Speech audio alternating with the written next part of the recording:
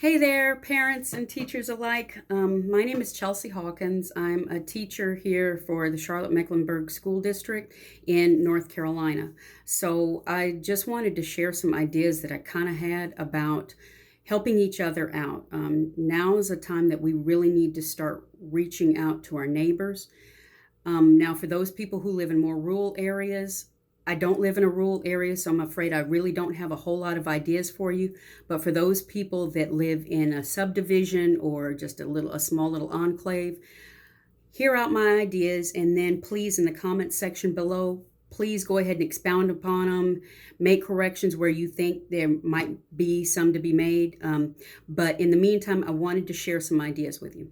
So, of course, I'm thinking that we really and truly do need to come together as a society to help each other out, and that starts first in your neighborhood. So let's go ahead and take a look at a neighborhood, like a typical neighborhood. So let's say that I've just got a regular little cul-de-sac here, and in this cul-de-sac I have a college student who's opted to stay home. He's a recent high school grad, but there's also a middle schooler in the home, and there's one teacher that lives there. So there's one teacher that lives there. So I'm going to say that that's actually my home. That's the way my home is kind of set up now. I've got a college student, and I've got a middle schooler. Now I also have another college student in my family, but he doesn't live here with us. And here I've got, let's say it's two semi-retired people. They don't have any kids that they're sending to school. And here I've got a parent that works at 3 to 11 p.m. or possibly even a split shift, just an odd shift that's away from that regular 8 to 5, but you've got another parent here that does work an 8 to 5. They've got 3 kids that they don't want to send back: an elementary schooler, maybe a third grader, fourth grader, somewhere in there, a middle schooler, and a high schooler. These people that live in this house, they sent their kids to school. So if you've got the kind of option where you can send your kids to school in whatever district that you live in, you're not doing any virtual. Let's say that these folks sent their kids to school. Over here, you've got maybe a stay-at-home parent and one parent that works long hours. They go in like 7 o'clock in the morning or so, and they get home whenever. They've got one elementary schooler, maybe a preschooler, and maybe even an infant. So whoever's staying at home really has their hands full during the day and is feeling really overwhelmed trying to help out this elementary schooler. These people over here also sent their kids. Here we may have 2 parents that they both work like an 8 to 6 p.m. time frame, but they've got 2 elementary school students. And over here we've got one student that's in high school. They've got 2 kids. They both work an 8 to 5 job that has some flexibility, but not a whole lot. And they may be working from home, but that doesn't mean that they're not working. They've got a high schooler, new to high school, and they've got a middle schooler there. Well, how do we come together to kind of ease some of the burden for this particular area? Let's say out of all of these kids, we've got a child here that's in school. We've got 3 here, so we've got 4 kids there. Then you've got 5 kids that are in school, 6, 7, 8, 9 kids that are in school. Now we know that we are limited. We need to limit the amount of people that we're around. So no more than about 10 people is what we really and truly need to be around at any given point in time.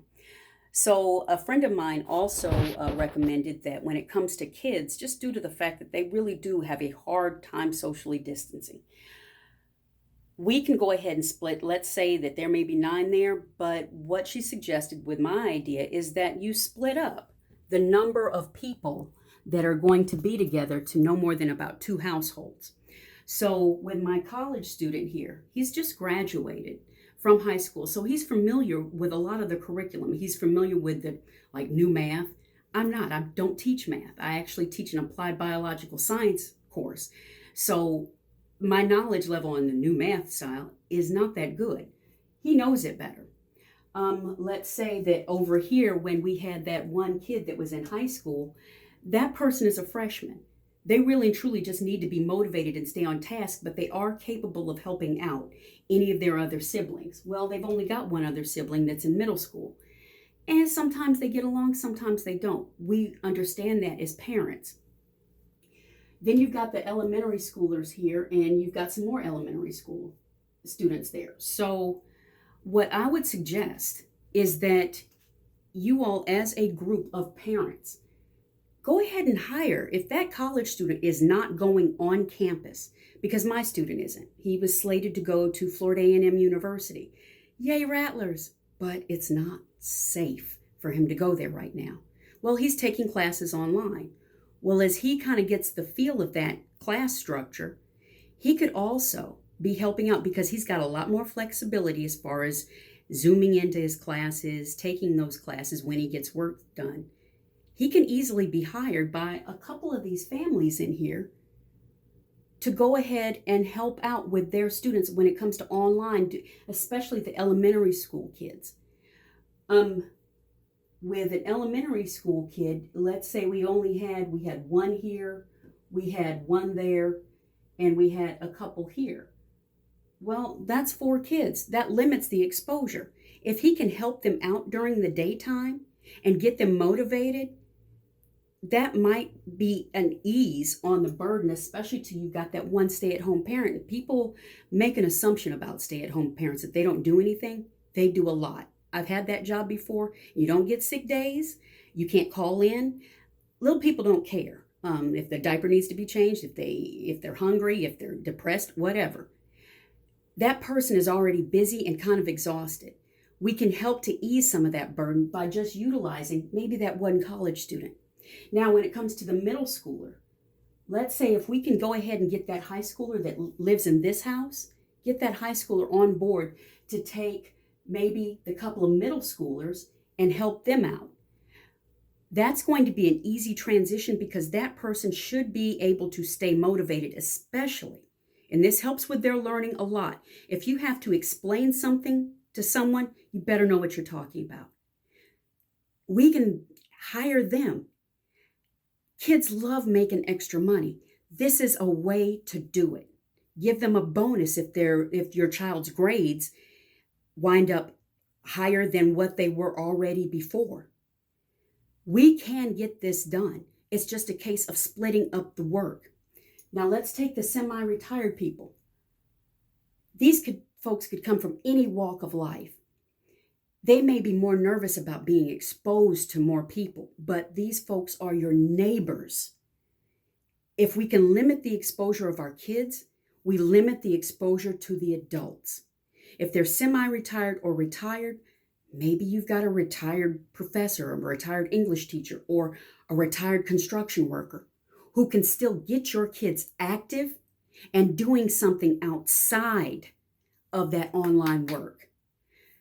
Getting your kids physical education, getting them outside, that will promote that physical interaction. Distancing can be enabled because it's a smaller group of kids.